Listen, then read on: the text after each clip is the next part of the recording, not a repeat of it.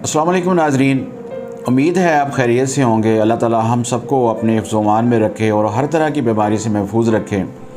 नाज़रीन, मेरे इस चैनल को सब्सक्राइब कर लें और बेल आइकॉन का बटन दबा लें ताकि मेरा और आपका राब्ता जो है वो बहाल रहे। मोहतरम नाज़रीन, आज हम गुर्दे के एक बहुत ही पेचीदा और शदीद मर्ज़ के बारे में बात करेंगे जो कि मरीज़ को बहुत ज़्यादा परेशान करता है। इसको हम कहते हैं पाइलोनेफ्राइटिस। रीनल एब्सेस भी इसको कहते हैं, किडनी एब्सेस भी कह सकते हैं, किडनी इन्फ्लेमेशन भी इसको कह सकते हैं। ये मर्ज़ जो है ये पेशाब की नाली यानी यूरिनरी ट्रैक्ट इन्फेक्शन की वजह से ये मसला होता है और ये वायरल या बैक्टीरियल इन्फेक्शन की वजह से होता है।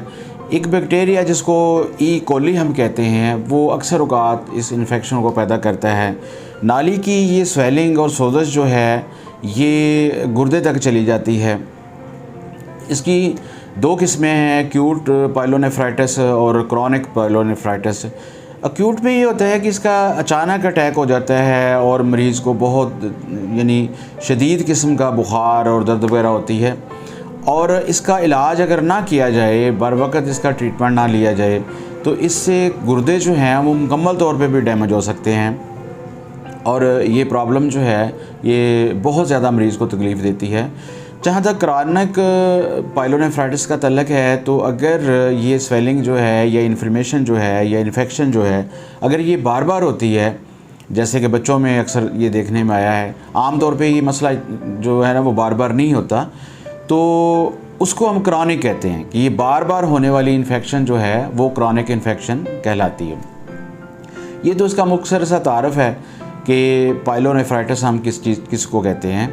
अब हम इसकी वजूहात की बात करते हैं तो पाइलोनेफ्राइटिस की सबसे बड़ी वजह ये है कि यूरिन के अंदर किसी वजह से रुकावट आ जाए, वहाँ यूरिन जो है वो प्रॉपर तरीके से पास ऑन ना हो, तो ये इसकी सबसे बड़ी वजह होती है।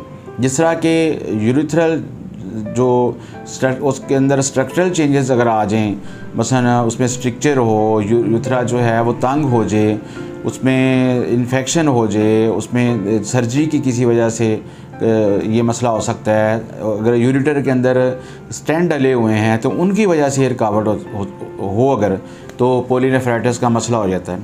यानी सादा लफ्ज़ों में आप ये समझें कि पेशाब की रुकावट जो है ब्लॉकिंग अगर किसी वजह से भी हो रही है, वो प्रोस्टेट इनलॉर्जमेंट की वजह से हो रही है, प्रोस्टेट की स्वेलिंग की वजह से हो रही है, वो पेशाब की नाली के तंग होने की वजह से हो रही है, यानी किसी वजह से भी अगर ब्लॉकेज हो रही है तो वो बहुत सारी वजह बनती है इसकी पॉलीनेफ्राइटिस की। क्योंकि जब यूरिन हम करते हैं तो उसके साथ जिस्म के बहुत सारे बैक्टीरिया जो हैं वो खारिज हो जाते हैं, लेकिन अगर यूरिन जो है वो लॉन्ग टर्म के लिए स्टे करता है तो वो बैक्टीरिया जो है वो इन्फेक्शन पैदा करना शुरू कर देते हैं। उसके बाद मुदाफ़ाती निज़ाम जो है, इम्यून सिस्टम की कमज़ोरी की वजह से अगर खून के अंदर जो है वाइट ब्लड सेल जो हैं उनकी कमी हो गई है, या मरीज़ को एड्स का मसला है, या उसको कैंसर है खुदा न खास्ता, तो ये मर्ज़ जो है हो सकता है। इसी तरह वो ख़वातीन जो हामला हैं, हमल के दौरान भी ये मसला जो है वो अक्सर काद हो जाता है, क्योंकि बच्चे की जैसे जैसे ग्रोथ होती जाती है, यूट्रस का साइज़ जैसे जैसे बढ़ता जाता है, तो वो पेशाब की नाली के ऊपर, मसाने के ऊपर प्रेशर क्रिएट करता है। उस प्रेशर क्रिएट होने की वजह से पेशाब के अंदर रुकावट पैदा हो जाती है।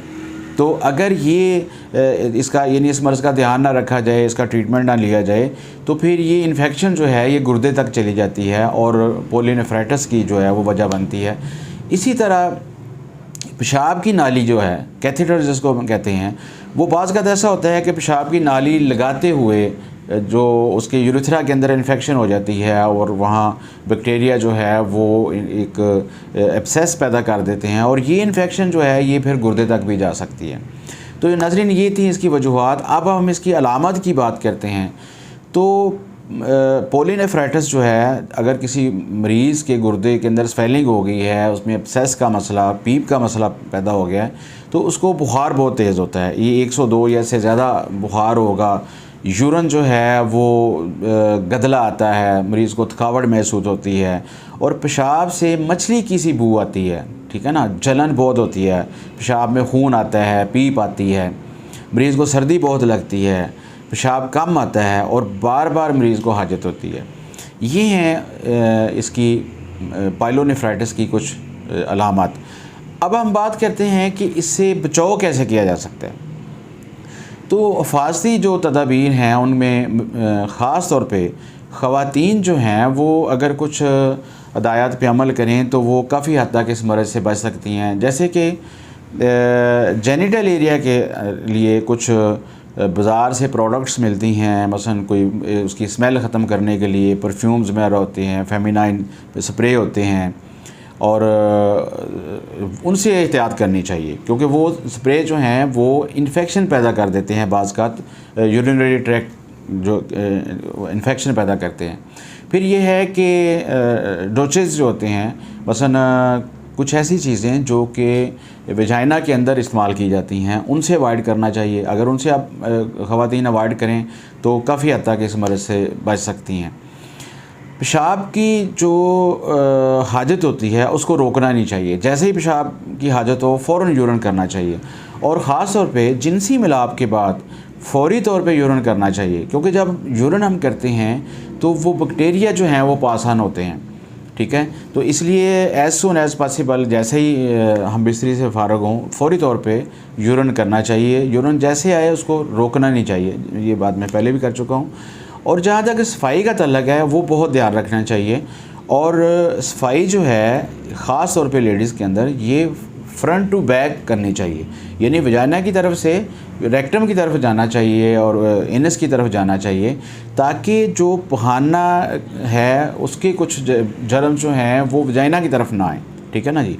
और ये सफाई जो है इसमें आप टिशू पेपर भी यूज़ कर सकते हैं, और नीम गर्म पानी अगर इस्तेमाल करें तो वो बहुत बेहतर है। तो ये है नाज़रीन इससे इसकी एहतियाती तदाबीर जो हैं कि किस तरह से हम इस मर्ज़ से कुछ यानी बचाव कर सकते हैं अपना। नाज़रीन अब हम आते हैं कि इसका इलाज क्या है। होम्योपैथी में इस मर्ज़ के लिए 300 के करीब, यानी किडनी इन्फ्लेमेशन और किडनी एब्सेस के लिए, पॉलीनेफ्राइटिस के लिए 300 से ज़्यादा मेडिसिन इस्तेमाल होती हैं। तो जैसे मैं पहले अर्ज़ करता हूँ कि इस वीडियो के अंदर सारी मेडिसिन को डिस्कस नहीं किया जा सकता, तो हम उनमें से एक मेडिसिन को का जहाँ तज़किरा करेंगे जिसका नाम है ग्रेटियोला। ग्रेटियोला मेडिसिन जो है ये किडनी इन्फ्लेमेशन के लिए, पॉलीनेफ्राइटिस के लिए, रीनल एब्सेस के लिए और किडनी एब्सेस के लिए इस्तेमाल होती है। बहुत ही ज़बरदस्त मेडिसिन है, ठीक है। इस मेडिसिन के दौरान गुर्दे के अंदर स्टिचिंग पेन होती है, शार्प दर्द होता है, स्टैबिंग पेन होती है। मरीज़ के पेशाब के अंदर जो है वो खून आता है, बहुत ज़्यादा उसमें सेडिमेंट्स आती हैं, जैसे रेत है, ईंट के चूरे की तरह का जो है वो मवाद खारिज होता है। इसका यूरिन जो है वो क्लाउडी होता है और उसके ऊपर झाग बहुत आती है, ठीक है ना। जैसे आपने देखा होगा कि प्रोटीन वगैरह अगर खारिज हो रही हो तो मरीज़ के यूरिन के ऊपर फिर झाग जो है वो ज़्यादा बनती है। पेशाब में रुकावट होती है, पेशाब जो है वो गर्म महसूस होता है, जलन के साथ आता है और मिकदार में कम आता है पेशाब। हाजत बार बार होती है लेकिन थोड़ा थोड़ा करके आता है। तो यूरिनरी ट्रैक्ट इन्फेक्शन अगर हो तो उसके लिए ग्रेटियोला जो है वो बहुत ही ज़बरदस्त किस्म की मेडिसिन है। तो नाज़रीन ये है गुर्दे का एक मर्ज़ जिसको पाइलोनेफ्राइटिस हम कहते हैं, और इसके लिए होम्योपैथी में ग्रेटियोला जो है वो ज़बरदस्त किस्म की मेडिसिन है। तो उम्मीद है आपने इस वीडियो से काफ़ी कुछ गेन किया होगा। नाज़रीन इंशाअल्लाह दोबारा किसी दूसरी मर्ज़ के तज़किरे के साथ और मेडिसिन की तफसील के साथ हाज़िर होंगे। अस्सलाम वालेकुम।